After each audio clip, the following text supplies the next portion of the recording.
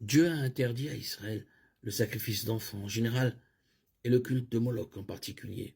Lévitique 22:5 déclare, dit aux Israélites, tout Israélite ou tout étranger résidant en Israël qui sacrifiera l'un de ses enfants à Moloch sera mis à mort.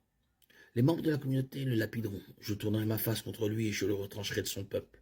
Car en sacrifiant cet enfant à Moloch, il a souillé mon sanctuaire et profané mon saint nom.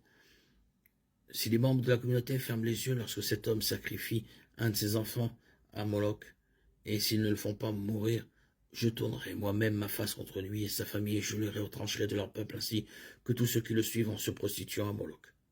De nombreux autres passages de l'Ancien Testament affirment la tolérance zéro de Dieu pour les sacrifices d'enfants.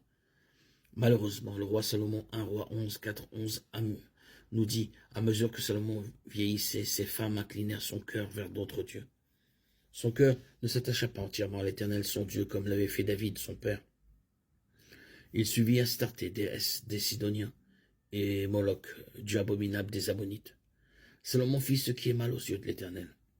Sur la colline, à l'est de Jérusalem, Salomon bâtit un haut lieu à Kémosh, dieu abominable des Moabites, et à Moloch, dieu abominable des Ammonites. L'Éternel s'irrita contre Salomon parce que son cœur s'était détourné de l'Éternel, le Dieu d'Israël, qui lui était apparu à 2 fois. Salomon avait défendu d'aller vers d'autres dieux, mais il ne sera pas cet ordre.